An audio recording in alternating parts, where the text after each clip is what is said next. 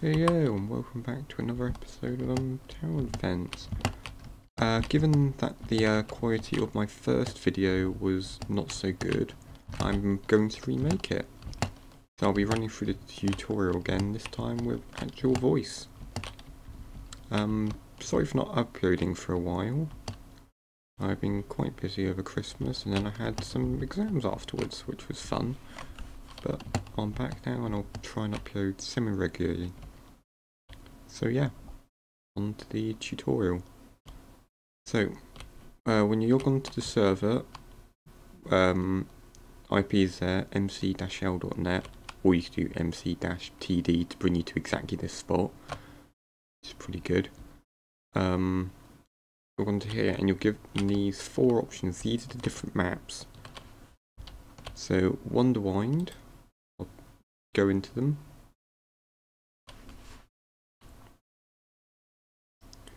Wonderwind's quite an easy map, and it's pretty good for a beginner to learn. So, mobs come out of here, make their way up, all the way round, and to the end. Mobs pathfind the shortest way. Well, for the most part. Spiders don't climb the walls, even if they technically could. Next, we have towers here. You buy your towers using the gold nuggets, and use these to set up a defense. So I'll start with the basic towers. These only shoot directly forwards. That's all they do. They don't go up or down or left or right.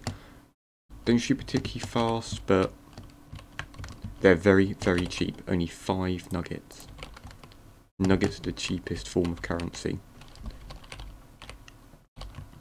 It is 9 nuggets for an ingot, and 9 ingots for an emerald. The most expensive towers require emeralds. The next kind of tower is the aiming turret. I might as well get a few.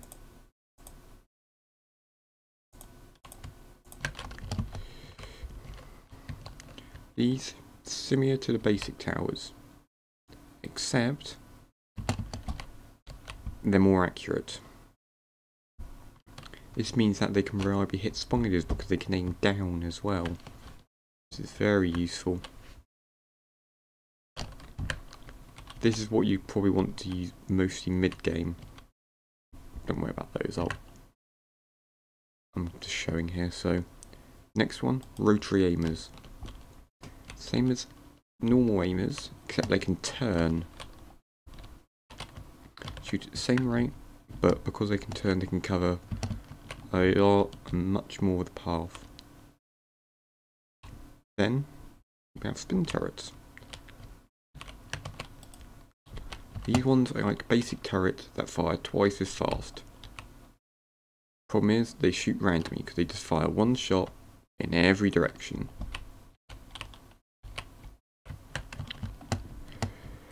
In my opinion, these are just not worth it, to be honest. They've rarely hit anything. The next towers are a bit more expensive, so bear with me for a minute.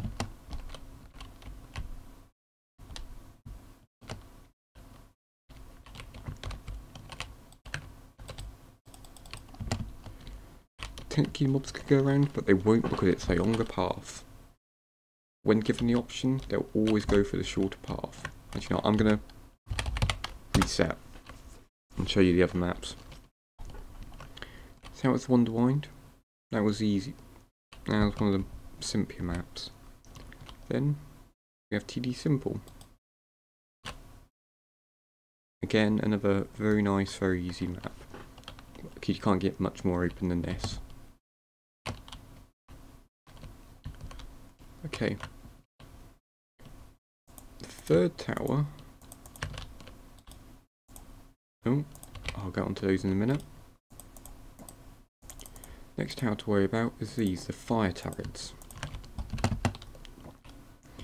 As you might expect, they set mobs on fire.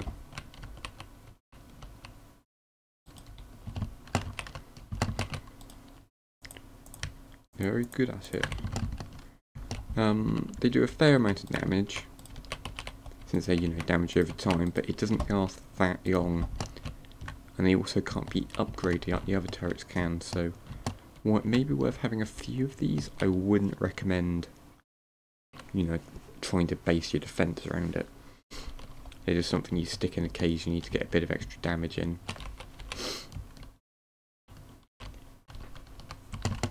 Then we have the advanced fire turrets, and these are like the rotaries. They're like fire turrets, but they can turn, which means you can... oh geez, they can hit over a much greater area if you can get mobs to go around multiple sides of them. Yeah, fire turret's not that useful at the moment, but it will be.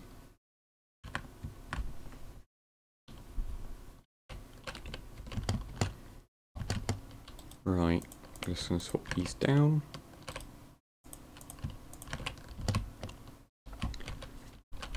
In the early game, quantity is everything, to be honest. You don't need to worry about, where you put your turrets too much. I just do it in this pattern because it's quite easy to... well, it makes the most out of it, but I've done this hundreds of times, so you don't need to worry about it. It's slightly more beneficial. Okay, next I'm going to show you is the upgrades. There's several different kinds. Efficiency, to boost the firing rate. Now these can get pretty damn expensive, so you really don't need to worry about these early game. This is the 8 game stuff. Boost fire rate, quite substantially in the last upgrades case. Then we got arrow damage, again, very nice, but only 8 game. It's best to stack this with the firing speed.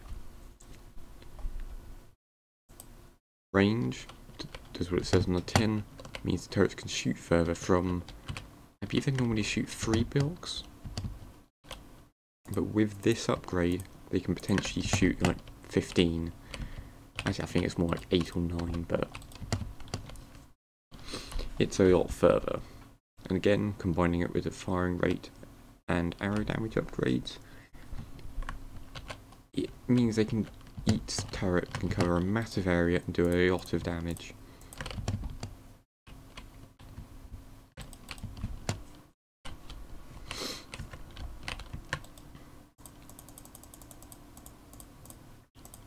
Okay, and then we've got explosion power. These refer to 2 turrets in particular, mortars. They're a bit expensive, so I can't really show you at the moment, but they shoot a snowball up in the air that comes down onto the mobs and explodes. They do pretty high damage and they're AoE. Unfortunately, they're incredibly inaccurate, and if they miss and say land on a tower, they'll do next to nothing. Which is very, very annoying. And finally, cow cannon. Best tower in the game. Place it down like any normal tower, shoots a cow up, and gives a massive explosion, massive damage. Doesn't even need to be a direct hit to do a lot. You can stack them with the explosion power and the fire rate. Although, fair warning, the cows can technically kill themselves in mid-air if you have more than a few. Oh dear, that's not so good.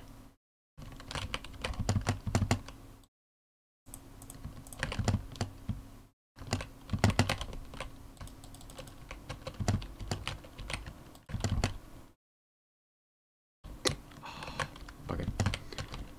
That's fine, sorry I was not really paying attention. It's my fault. And now we've got spider wave. I haven't prepared for this either, but I can do so now.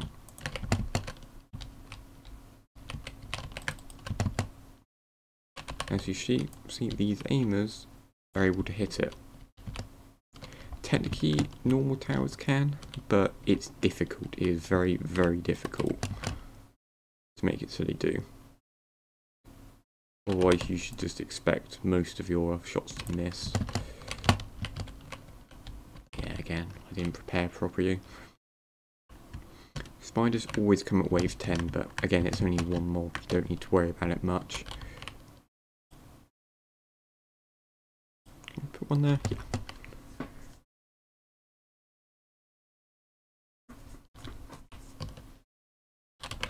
Okay. Didn't realise how tired I was. So yeah, that's most of it, to be honest. You just keep playing, getting gold, placing towers, and seeing how you do. There's some pretty advanced strategies you can do, though, if you have enough time. One of which, I'll just show you now, involves getting gold and doing this. Stone bricks. What you can potentially do is like fill this in and make a solid tunnel for them to travel through. I can't really do it at the moment because spiders won't be able to get through, but like doing that, it won't get me because it'll block the tunnel, but say remove those, tunnel all the way out, and to keep looping it round. Another thing you can do is make a path into the sky and block these bits off so you can't access it normally. What that will allow you to do is force spiders to go up without the use of a tunnel.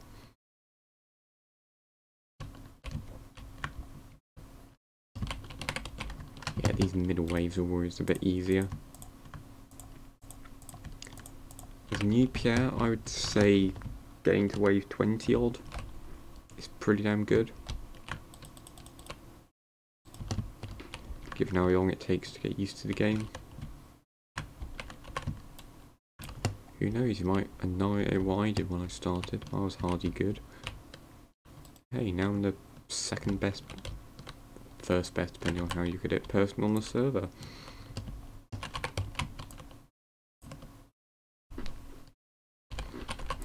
It's only taken me a couple years. Yay! You know, I've been brainstorming potential exploits and techniques for a long time, so you don't need to worry about that. But yeah. So remember, late game, these can be useful, but not early game, they're too expensive. Start off with basic and aimer turrets, or possibly rotary if you can get a path that makes good use of them. Then, don't use spin turrets, well you can, but only in situations where you can make them fire on all four sides. If they only fire on two, you might as well go on normal turrets. Then, fire toads. Interspace them. Don't stack them together too much, but they can have some use. Advanced fire turrets, again, useful if you can get it so they fire in two different spots with good time in between. So possibly if you're looping a path back and forth, I could put one, say, here, so when I bring it back round, it would fire both ways.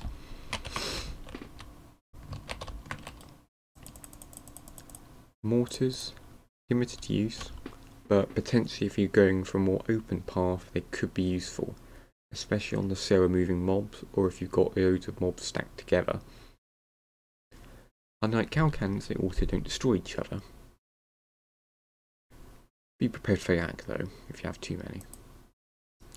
Cow cannons, essentially 8 game, always then put high level upgrades in, maybe not 5, but definitely 4 at least, and range and explosive power, that's a must.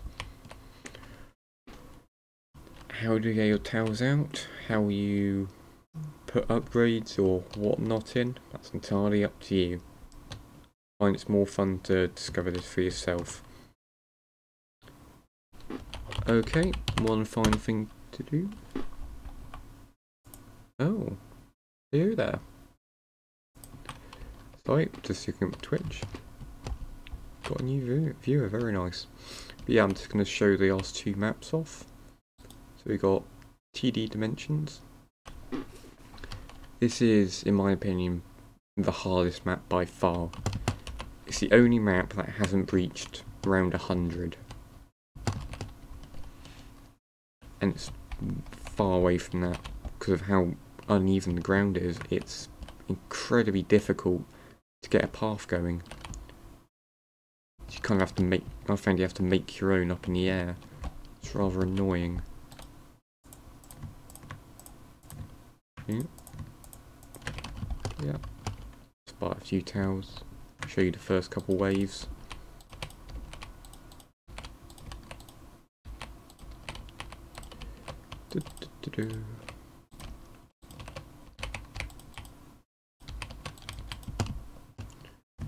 But yeah, spiders will just come along here and come straight up here and to the end. Rather annoying how much they can skip, but not much you can do. If you know what you're doing using the stone bricks, you can build a path up to there and force them to go up it. But it's time consuming, it's difficult to do on your own. Okay. And then I'll show you the last map now. LOB just stands for Legion of Battles, which brings you back to this area. There's the leaderboard. If you set a record on it, it would be automatically recorded. Don't worry about it though, most of these are done using exploits and such, so yeah, don't need to worry too much about that. Just do the best that you can do. And this is the final map. Kobe Co's absolutely enormous map, but you have to worry about paths diverging. If you make too much of a defence going one way, they might just skip past it. Unless you block off the other options. So yeah, they start here. Up here, out of any of these, depending on which one's fastest. Up any of these. Up any of these. Through there. And then they reach the end at the top of this emerald block here.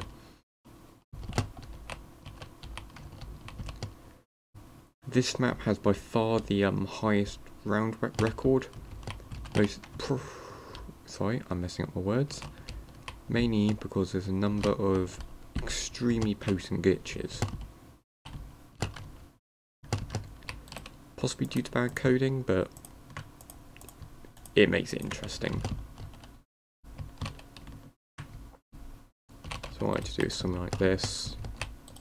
Using the towers to block off the paths I don't want them to go through. Something like that. But yeah, this can be incredibly effective. For now, I'm just going to keep playing on this map for a bit, but I'm going to end the recording here. So, I hope you guys have enjoyed this tutorial and want to give it a go.